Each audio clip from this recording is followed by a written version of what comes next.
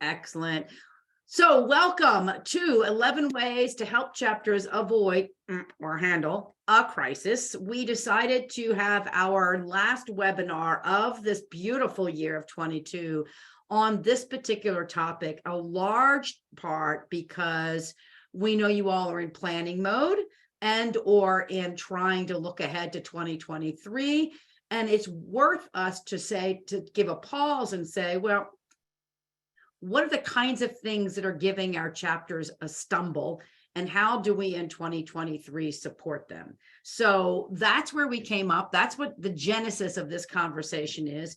It really is cool is that we have been doing essentially research for this webinar for a couple of years now. And what I mean by that is we've got, and I use the we word, and more about that in just a moment, a wonderful series on the Bill Highway blog, where we go into some more detail than we will on many of these things.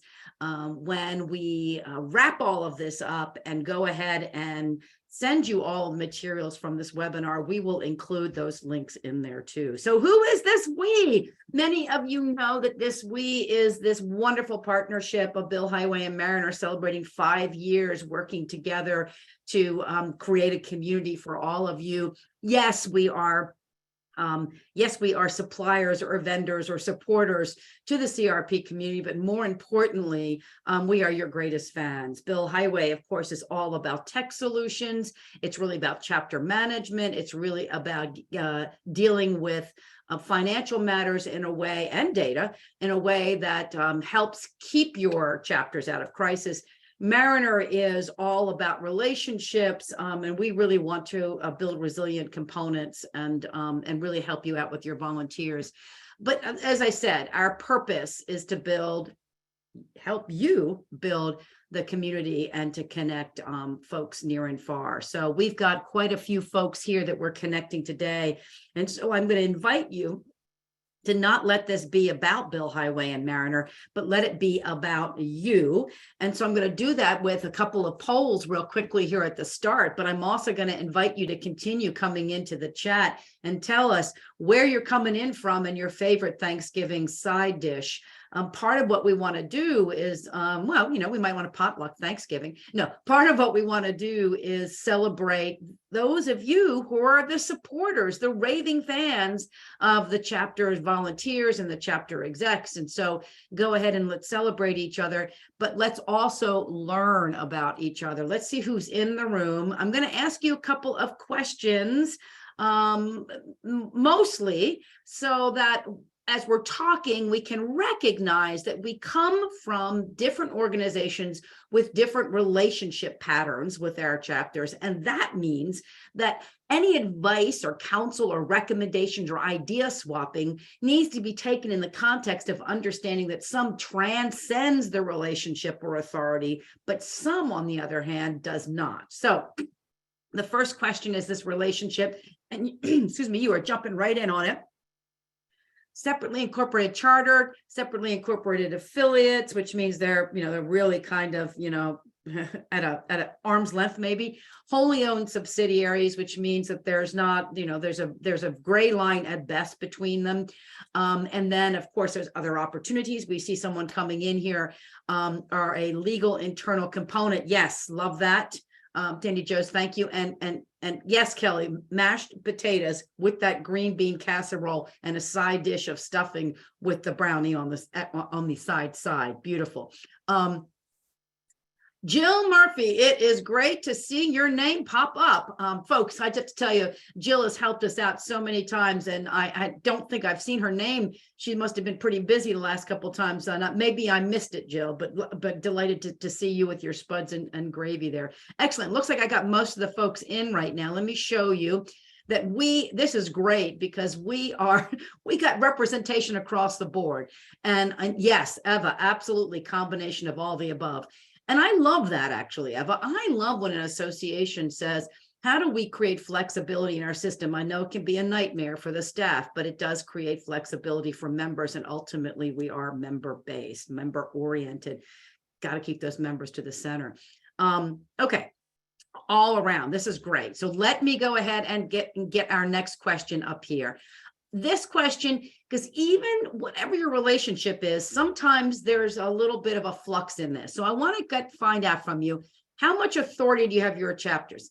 And yes, these are fuzzy. So I get that, but it's substantial, limited, a little, let's just say none.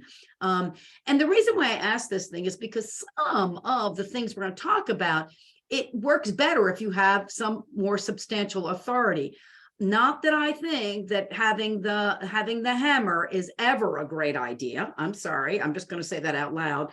I think that you have to have the hammer behind your back and you have to point to it.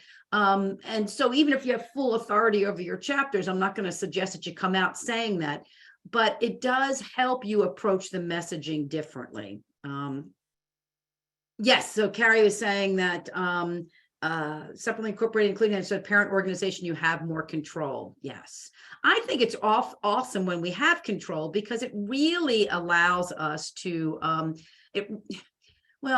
it really allows us to nudge with a little bit more insistence, and I think that's really great. Snowy Denver, Leslie, no way. So okay, let me go to the next one after I share this with you. I really like that most of you have some kind of authority over, and I appreciate the little and the let's say none, because there are days when even when we have substantial that we feel that that's what we've got going. So let's go to the next poll, which will be the third, which will be the third and final poll for this particular moment.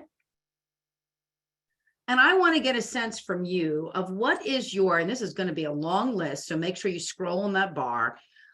What is your prevalent crisis? And by prevalent, I mean, these are all crises that we run into, but what's the one or two that you are really struggling with right now? Now, many of you, thank you, did fill out the couple of questions as part of this research. Excuse me, as part of our development for this webinar. And so we actually are you're gonna see some of that lean based on that. But I really wanted to get a sense from y'all what's really facing, so we can maybe hone in on some of our time or our comments here.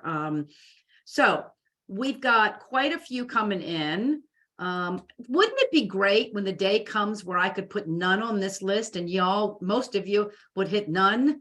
Do I think that day could come? Well, when you're dealing with volunteers, probably not completely, but I think more of us could get closer to none with some of the right approaches. So we got quite a few. Yes, it is a dream. Okay, so when I can't sleep at night, sometimes I have to use my little imagination. Okay. I've got just about all of you in. Some of you may still be pondering. So let me give you just another second or two here. It is interesting that your responses here are very similar to the things that we heard in the pre-event questions. And not surprising, they are the things I hear as I travel across the country doing chapter leader workshops and conferences. Let me go ahead. I think we got everybody. Yep, I saw one more pop in. Okay, excellent. Okay, so this is not going to surprise you at all that struggling chapter leaders and succession challenges rank at the top. And interestingly enough, because they rank at the top, we have so many of the other crises.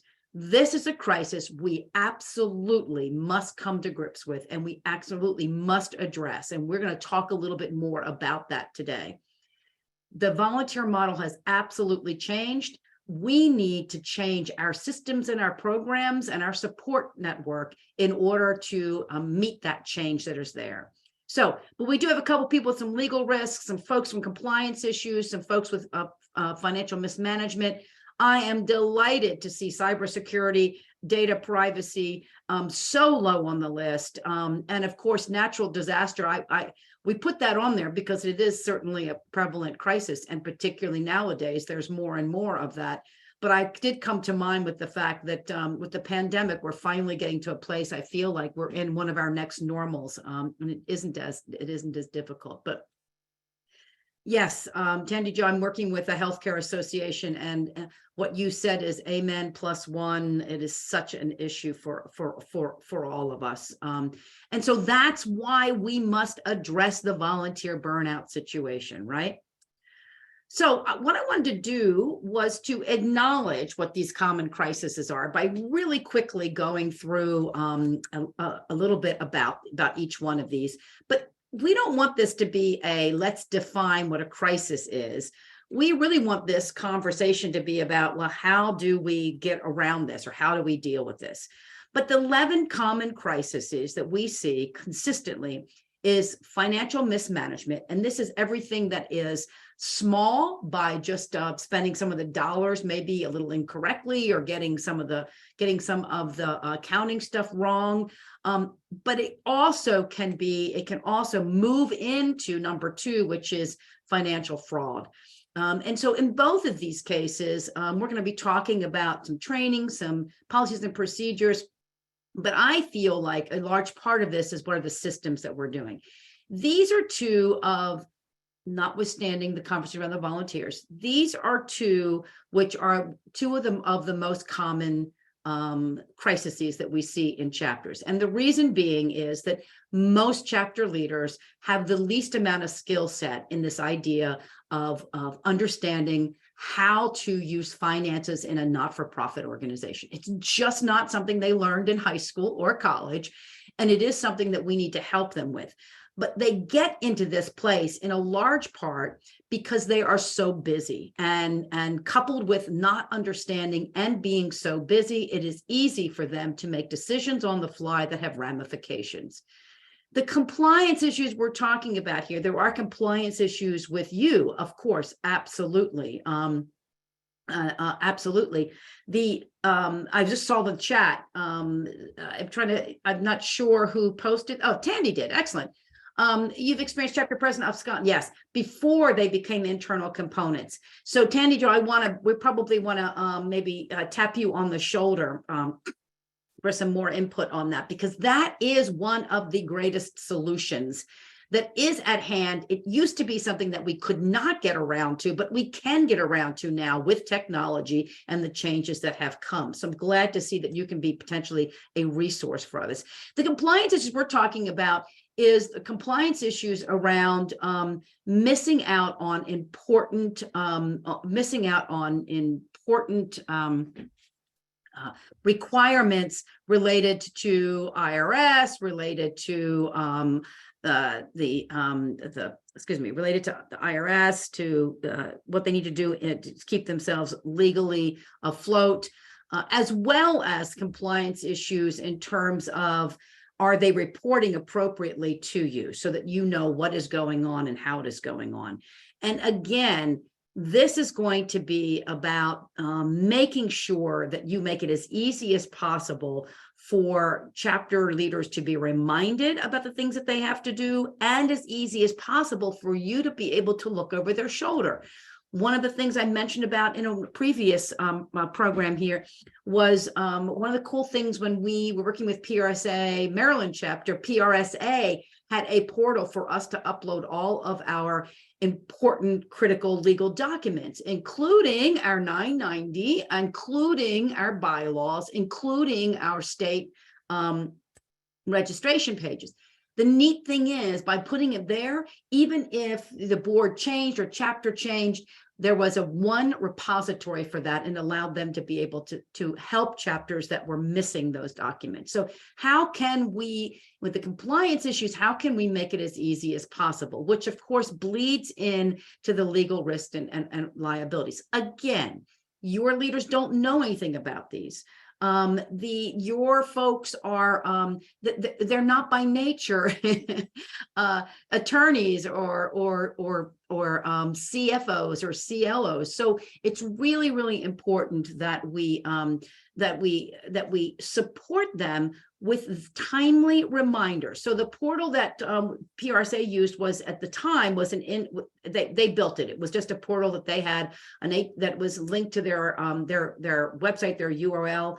I do know another organization that is using their Higher Logic online community, and they have a designated folder for all of those things. So a couple of different things that you could use. I would really recommend that it be something that is connected to your website, so that you so they're actually giving it to you digitally, if that makes good sense to you.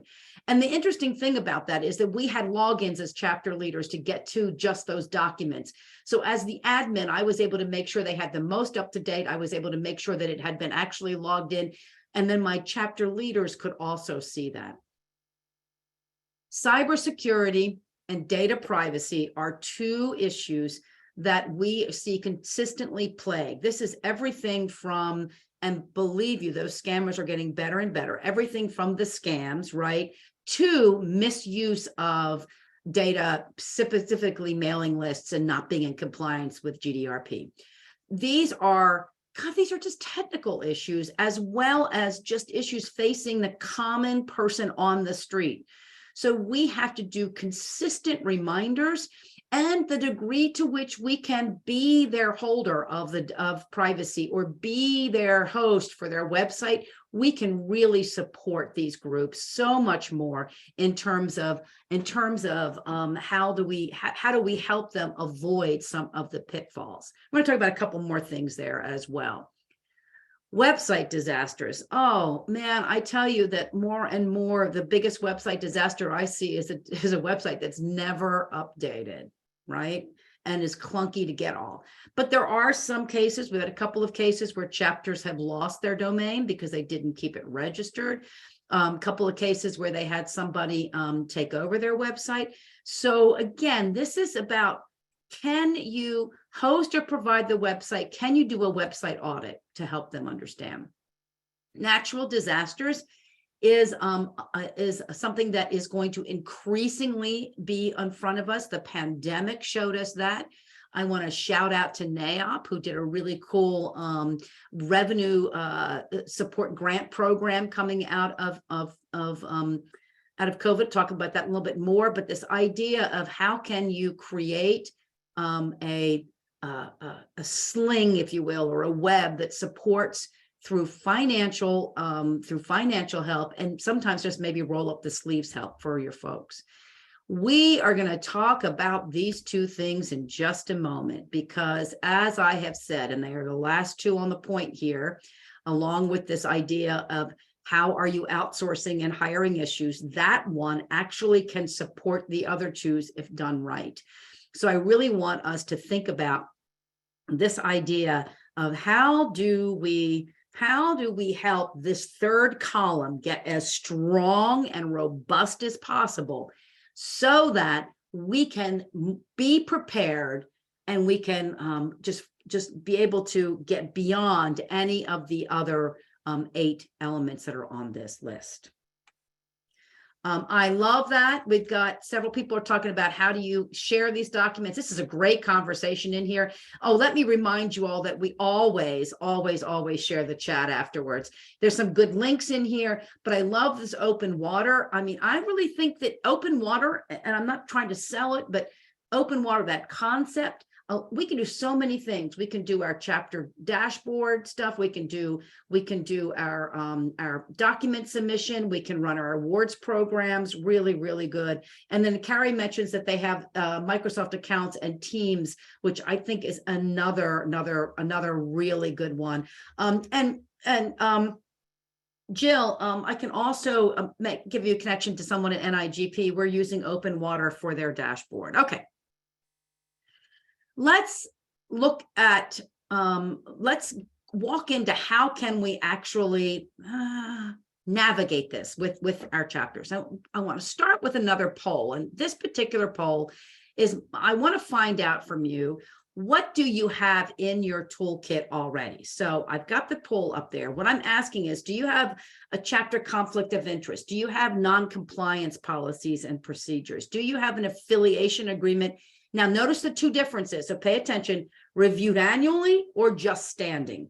Do you have a chapter IP branding policy? Do you have policies and procedures for closing or sanctioning chapters?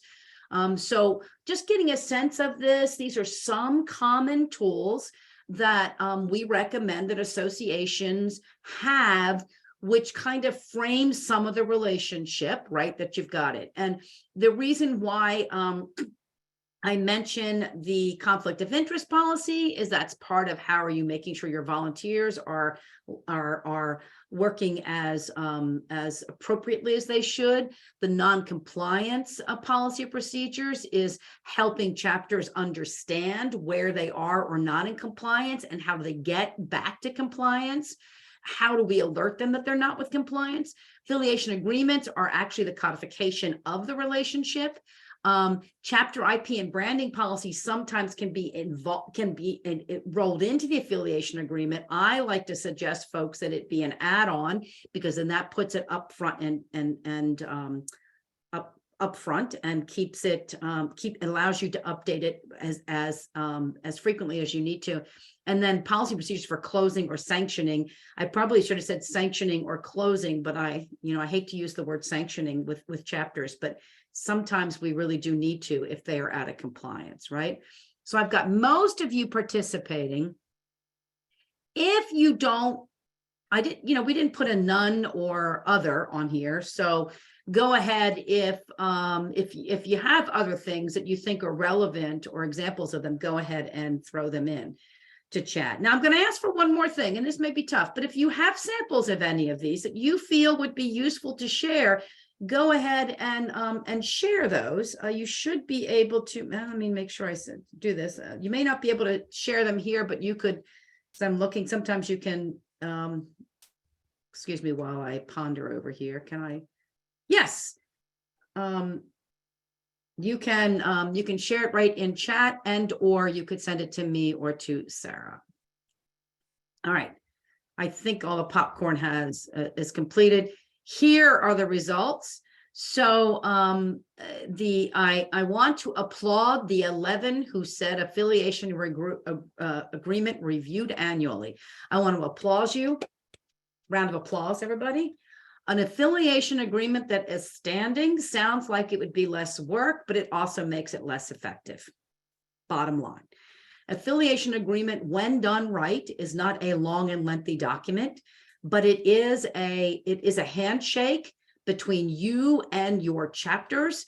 If you are completely independent, then it looks a little different than if you are completely internal, and there are variations all along that line, that continuum. But affiliation agreement says this is how we're going to work together. One of the things I just talked about with a group of volunteers is we were saying effective practices for volunteer boards are to, and you can apply this to any volunteer group, are to start with a community agreements. It's the norms for the group. The affiliation agreement is your norms or your community agreement with your chapters. So, and I just saw a comment. So maybe I need to clarify a little bit more of the two differences there. I feel like I may not have been as clear as possible. I'm talking about when I say reviewed annually with the chapters versus we just let it go. We might have to review it every couple of 3 years, but we're not going to remind the chapters. We're not going to have them re-sign it. We're not going to orient or onboard what's in that. What is really important with the affiliation agreement is that it's not a document in a folder on your website, your SharePoint, and it's not a document in a binder in the past president's garage, if that makes sense, right?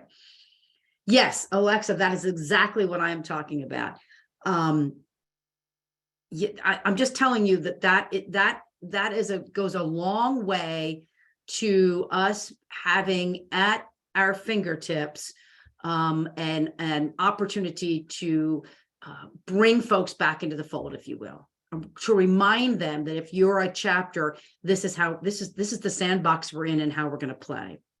All right, let's talk about some things we can do. Now, some of these not a lot needs to be said about it. This first one, you all are seasoned CRPs. You all are constantly working on your relationship. I get that. I love it. I want to do a shout out. Somebody mentioned 2 webinars ago that their open door policy was they actually listed, my phone line is open, and there was a set day every week for a certain set of hours. And they just let people know, listen, hey, if there's no other time, you can get me, and made sure they were absolutely present. Love that open door policy. I think somebody else does that through Teams. They just open up a team and people can pop in. Consider in 2023 to build that relationship by being open and present. We've talked about time-saving technology many times in many ways. Listen, the goal here is to automate repetitive tasks like that, like many of those financial aspects, and then eliminate or minimize reporting. This allows them to spend more time on programming and developing member value. I've seen this be done in lots of different ways. NIGP is rolling out in a pilot program a really incredible website with a data sharing backbone on it. They know that keeping the websites up to date is a struggle. So they've created a template that actually populates with some stuff that has lots of opportunities for chapters. Another group that I'm working with, a group of nurses, they're getting ready to do the bank that Tandy Joe just talked about, really saying, how do we take the financial lift off? AADE did a combination of those things back in quite a few years ago, including this idea of streamlining the application for getting CEUs so that it wasn't such a burdensome thing. That's what we're talking about when we talk about saving technology. You can go from everything to giving them some kind of access to your AMS or CRM things, to actually providing them with a platform that they can use across the system. You can actually do something. And I'm just going to shout out, because Bill Highway is absolutely one of the chapter banking technology options that is out there. But there are website templates, there are marketing software. The degree to which you can invest the resources you have available to doing this, you will minimize lots of compliance issues. We talked quite a bit on the post on financial fraud, by the way, about chapter banking. We have talked about online training for chapters. And I know you all know that education is the best prevention. Keep in mind that that they're running a small membership organization, really, without the benefit of all the experience that we have. So I just like to put this up here, because if you haven't already gone and said, how can I do this differently? It's really going to be useful for you to go back, go to your archives, find some stuff that you did last year, and package it more shortly. We just did an in-person workshop for the CRP community. And one of the things I did following that workshop was a very condensed, quick little video that pulled all of those key points together. I've done that for other clients. I'll do a longer webinar like this, where we've got chat and all, and then I will do a smaller one that allows them to have the 5 key points that are used and come out. So my point to this is, let's really think about how we can do this differently. Oh, by the way, go to CAMFT, C-A-M-F-T. They're the California Marriage and Family Therapist Association, just launched a new website with a really cool chapter leader resources. Most of it you can just get on that site and see. Did a lot of thinking, talked with some chapter leaders. I mean, I really love it. So enough said by that. Now, I'm going to suggest that in addition to that, the other thing we have to do is we have to get better at posting peer education and networking sessions. I want you to think about this, not just from the standpoint of virtual, but where do you find other ways to do quick meetups with chapter leaders? At your annual conference, at a regional conference.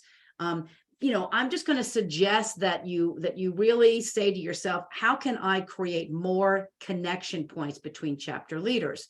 I want to suggest that you don't have to lead much of this. I've been watching Jennifer Steffen at NIGP for the last 2 years. And she does these, she welcomes, she gives them a couple of quick updates and then lets them go from there.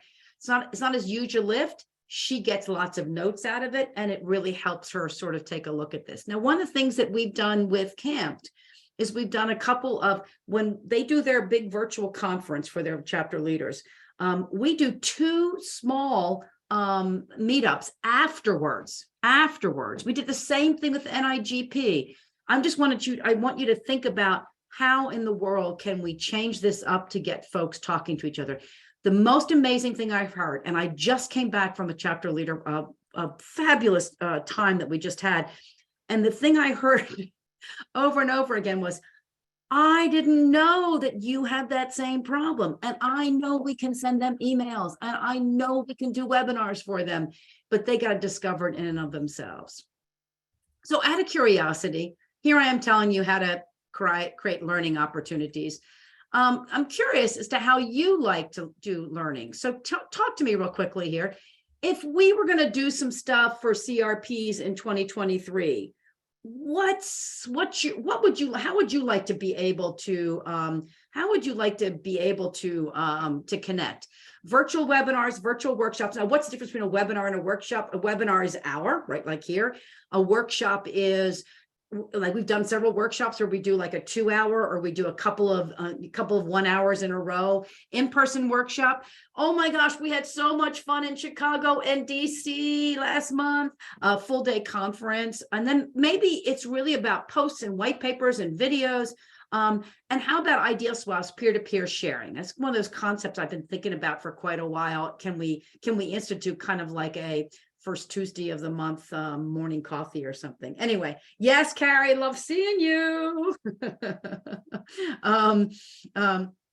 Yes, it was. Yes, providing variety is the most important, and I think that's one of the things we're going to learn here. So anyway, just keep just doing that. I really want to just we're going to be in a planning mode, and just love to hear how you like to do this. Have you done this poll at one of your chapter meetups? So I'm trying to also give you ideas here. Like, you should do this. Now, here's an example. And wasn't it great? You all jumped right in to do this. Let me just show you what you've got. I love it. All over the place. That is what I absolutely love. Nice to know that there are people that want to do each and every one of these. Awesome. Okay. Let's continue. Number 5 is create chapter procedures and policies. I don't have to go. Okay.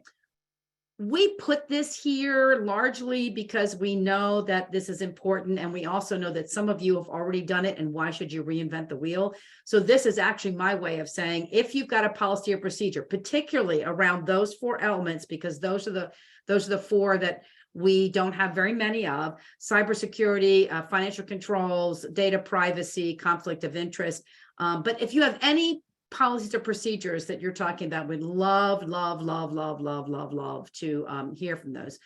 I mean, I know this is, I know that we're all busy, so why should we recreate when we can do it again? Okay, number 6. And this one is one that admittedly, I found the real value of it through my work with Camped. I don't know if Michelle may not be on the call today, but what if some of us have chapters that actually have some money? And I know that as CRPs, we have to be able to, have some budget. And sometimes we have to show the CEO that there's some, that we can get paid for some of the services. Someone said, Camp, Sarah, is this from, yeah, you should, okay. Okay. I'm sorry, guys. I'm going back and forth. I read chat. Okay. So, there's a couple of ways you could do this. One is to say, look, here is a series of services that we offer. You could even say that if you're in crisis, you get the service for free. If you are a sustaining chapter and you really want to just get even better, then there's a slight fee. And this fee is to offset the development of leadership training and resources that we do. So it's, you're showing them the value, like why pay for this, but you're also giving away some of it free. Maybe, and some examples are, maybe you come in and you do an audit of a chapter function, right? And then work them to develop a plan. Maybe it's a website audit, or as we did with Camped, is they hired two of us. I was doing one-on-one coaching with boards, and they had a DEI person doing one-on-one coaching with groups on DEI. Fabulous. They ran it for the full year. Chapters were able to raise the hand. We wound up getting from that one-on-one coaching a group that, when we kept talking about data that they're like, we don't know how to use this data. So it morphed into a data sharing project. Anyway, I'm just going to suggest it's a different way of us approaching. And I know most of you say, well, we offer the service of strategic planning. Beautiful. The problem is that strategic planning only works if there is an oomph behind it to make that plan come to life. They need to have solid functionality. They need to have the appropriate group spirit. They need to have engaged volunteers to take that plan. We spend time going out there and putting them through a strategic plan, which becomes a wish list for most chapters, not an action list. And so I'm just going to suggest, if you're going to get, if you've got budget to go out to chapters, why don't you go out to chapters and do something that's in the moment, that will change a function, support them, change them in a bigger, bolder way. All right, that's just a thought there. We spent a wonderful time, and I saw some folks that said they were at the in-person meeting. Go ahead, if you can remember something that came out of it, throw that into chat. We spent a wonderful day talking about how do you shift from a checklist to a self-assessment? How do you shift from being watchdog to coach as a way of helping chapters approach being in compliance and being sustainable? We showed the NIGP story, which was about using an open water platform for a dashboard. I'm happy to talk through it with anybody if they would need it. What's really cool about this is not only do you switch the conversation to having them self-assessed and set their goals against effective practices or best practices, right? But you can actually embed instructional evaluation. And what does that mean? It means, so for example, on the website checklist, you can help a chapter by asking questions that actually lead them to assuring their site meets information requirements, provides functionality needing, optimal user experience, complies with procedures for domain renewal, and those kinds of things. In other words, your self-assessment is embedded with, this is the best way to do it, right? I also want to suggest to you that this can be part and parcel of a data sharing analysis project. If you do not have access to their engagement data, and they probably don't know how to use their engagement data, this was a process that helps open the door to be able to, in fact, share data, which makes all of us richer. And if you did show the benchmarking, if you go back and look at the benchmarking set of workshops afterwards, you will see us use the data over and over and over again. I'm loving seeing that folks are talking about using the LMS for chapter leader training. That is great. I love seeing that. Yes, Shelley. Oh my gosh. All right. You know what? Let's put that on our I'm ahead of myself. We're going to be asking some of you if you want to be involved in a focus group to look at 2023. Let's put that idea on our discussion point for that. What are we doing for time, folks? Okay, we got good. We're already at 7. Let's go to 8. Listen, if you all have really cool examples of any of these, or even if you think they're mediocre, or if you say, we've been doing this for years, how could this be new? Go ahead and share. This chat has got so many awesome things in it, so keep doing that. Nice. Yes, absolutely.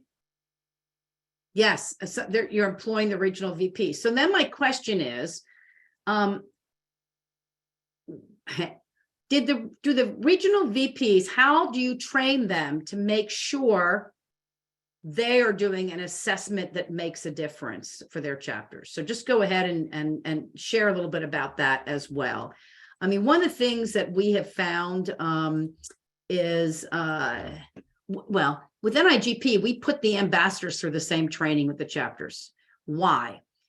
Because sometimes there's a disconnect. Sometimes an RVP remembers what they did successfully and they think they should apply that to everybody. And I'm not saying that's the case in any by any means at all, Jill, but we put them through the same training, which was really useful, I think, in them being able to work more effectively.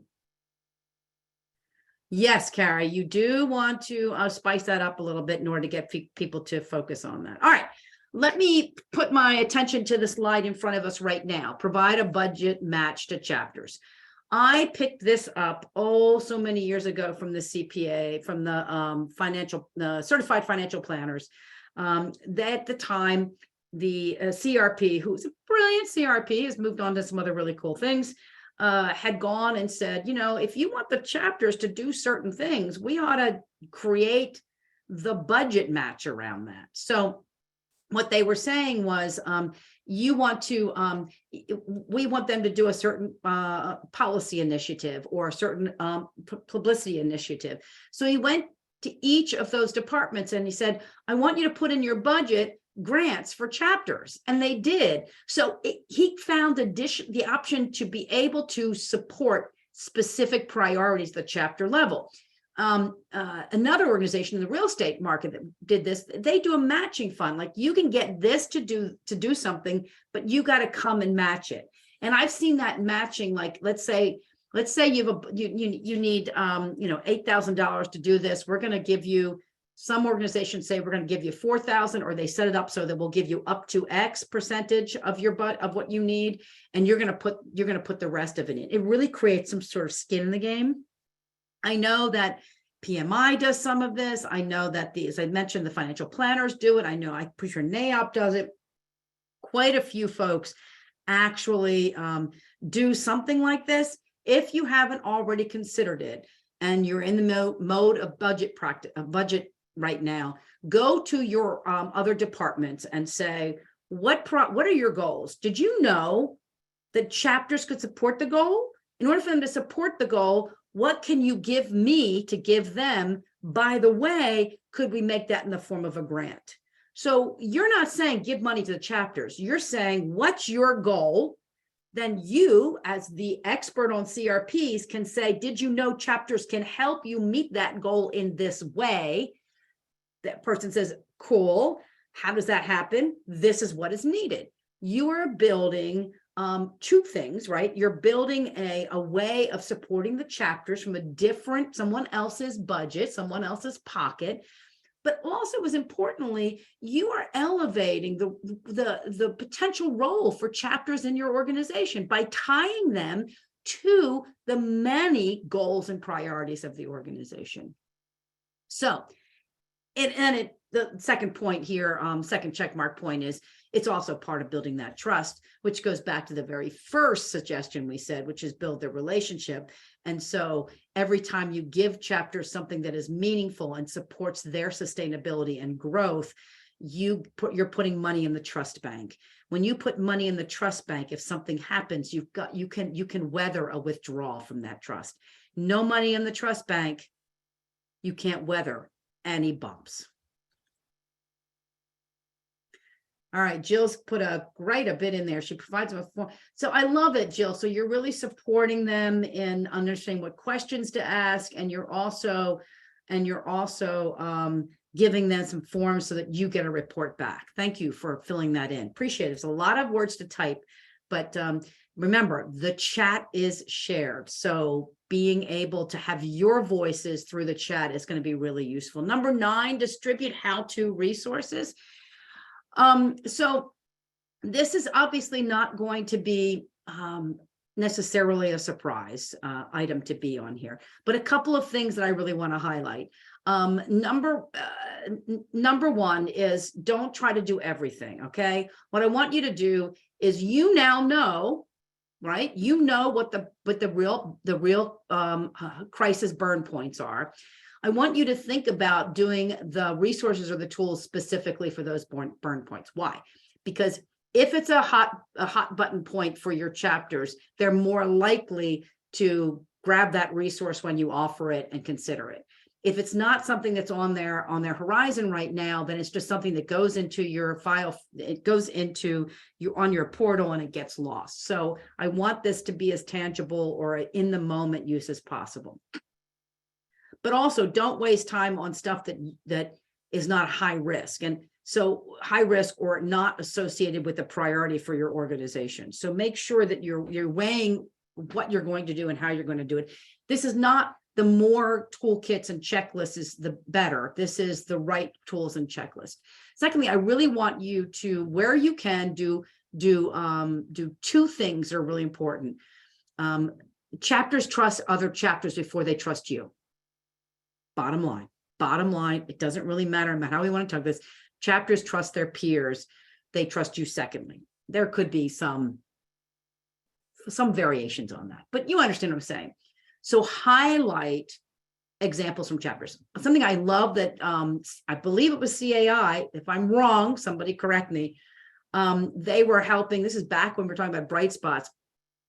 They actually took a success story on running a golf tournament in a time of COVID, created a sheet that captured what that group had done and provided it to all. I hope I've got the right group. If in any case, yes, good. In any case, CAI does incredible things like this. So I figured even if this wasn't the right one, I'm just giving you a positive shout out. What I love about that, it wasn't like, this is what we're telling you to do. No. It was like, we found a bright spot. They solved this. Let us show you how to use their formula, if you will. So that's number one. And number two, this is your opportunity to match the resources that you offer to the moment, right? So one of the things I learned in the camp to one-on-one coachings is we found out over and over and over again that on these coaching calls, how many resources that the chapter leaders didn't know about.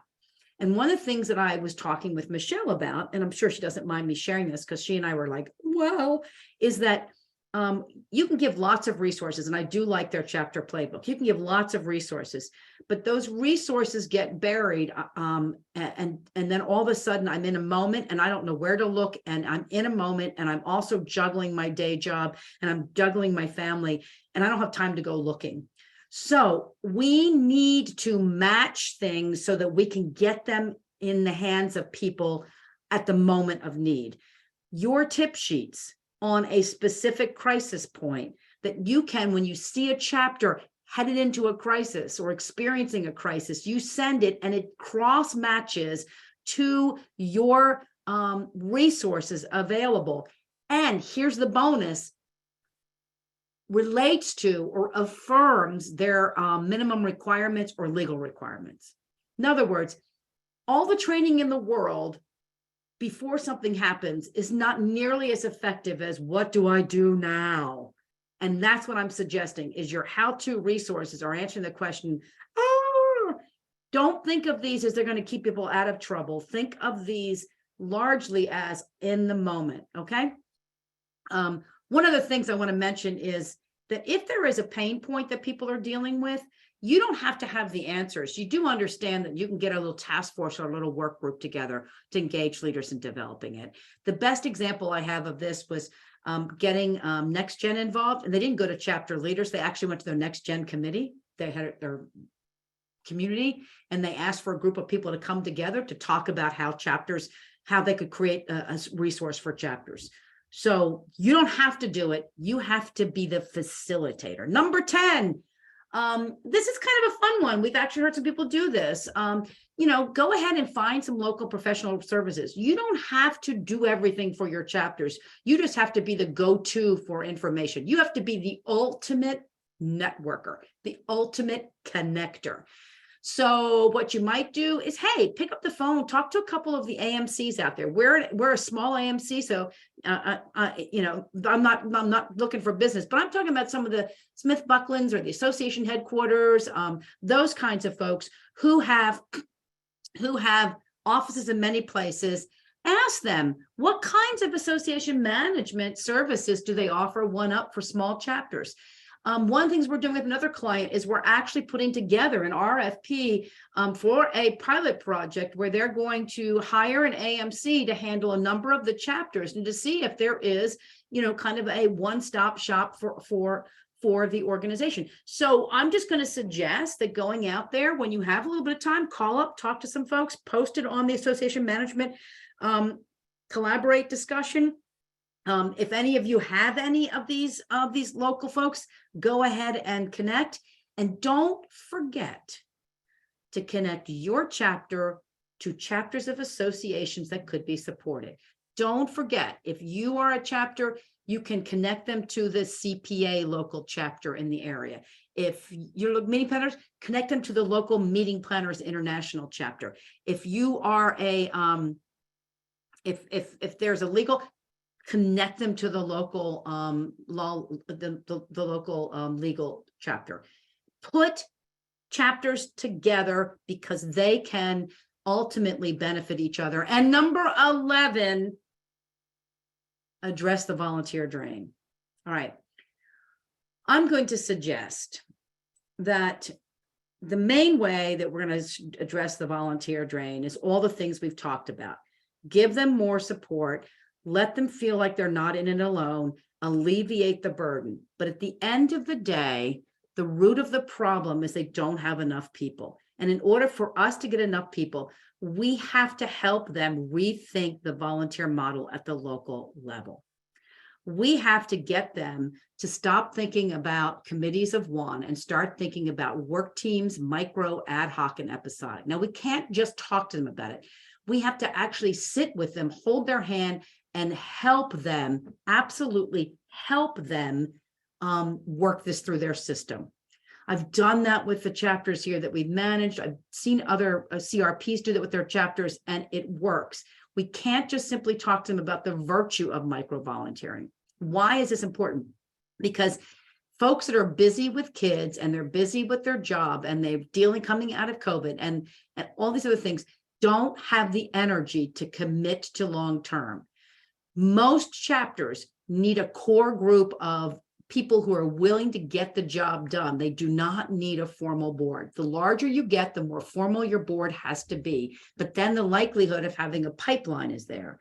So I really think that it's important that we help them resize, recraft, restructure their volunteer board. But I also think that there's something we could do at the national level. I think, first of all, we can be part of the recruiting effort for volunteers. You can add it to your call for volunteers. You can add it as a key element. I think it's PMI does a really cool job on their volunteer page. Add it as part and parcel of it. But also tap your board and some other committees and say, are you involved at the chapter? Who do you know at the chapter that you could do a quick phone call for this chapter that's looking? We constantly ask the chapters to find their volunteers, and I get important thing, but what if we had a national board member who knows some folks in the I'll say in the Nebraska chapter and makes a few phone calls? Priceless. And many of our boards think chapters are so important. So engage them in helping to ID and ask people to volunteer. The other thing we have to do is we have to lift up the chapter volunteer in our rewards and recognition. And I don't want you to lift them up and say, look at these great volunteers, the chapter. I want you to lift them up in the context of showing the impact that chapters are making and the names of the people who made that impact, right? Don't talk about it in this really generic term of like, oh, our chapter volunteers are really great and they get to meet each other and they get to be on a leadership thing. No, I'm talking about when and I'm going to mention the PMI, when one of the Florida chapters created a really cool military transition project. It impacted lives of those transitioning out of the military. To be able to lift up and say, X number of folks found a new career in PMI thanks to John and Sue and Mary of the Florida chapter who were innovating and reaching out to their community. Because that's the kind of message volunteers are driven to. There's something in it for me that's going to help you. I want to be part of that impact, and I want to be lifted up as part of that impact, so I get my next opportunity. So I just really want us to think differently about spotlighting the volunteers, because that helps us get more volunteers. And then the last thing I want to mention is the last thing I want to mention is, not only are you going to lift up and you're going to help them retool, you're going to really invest in the learning part of being a volunteer. Most volunteers are lifelong learners, and if you can do anything that connects people who are interested in volunteering to other parts of your organization for lifetime learning, it's going to be honestly priceless. I tell you, I guarantee you it's going to absolutely work. Happy to talk with you more about any of these things, because at the end of the day, our job should be a volunteer recruiter. Okay. You probably heard 3 reoccurring themes here: communicate, support, educate. Communicate, support, educate. I just think it's really important that we look at how do we do that in our own organization. So part of what, thank you, Sherry. You said this is fabulous information. Yes, absolutely, Sherry. I love that idea. What I want to suggest to you, and so here's an opportunity. Bill Highway Mariner, we're going to be putting together our 2023 suggested ideas for the community, but it's not really our ideas. We want it to be the community ideas. So we are going to be hosting 2 focus groups, free. We're going to keep them under an hour so you can participate. Sarah's got the survey link in the chat. If you've got a phone on you right now, if you can go ahead and snap this, it should take you right to that, and you can fill that out. It's very short. Question number 1 is asking you a little bit similar to the poll that we did earlier about learning styles. Question number 2 says, can you do focus group 1, 2, both? Or if you can't do a focus group, would you like to have a follow-up call? I'll be happy just to talk with you one-on-one. And then you have an option to give a note, and that's it. According to SurveyMonkey, 2 minutes in and out. Anyway, I just wanted to make sure that you knew that we really care about y'all, and we want to make sure that you have the opportunity. So let's design learning for you. There's the QR code. There's the link. The link is in. And finally, call us, tap us. Bill Highway and Mariner, we are truly your raving fans. Truly your raving fans. So let us know how we can help you. And I'll finish up with just simply saying thank you from Bill Highway. Thank you from Mariner.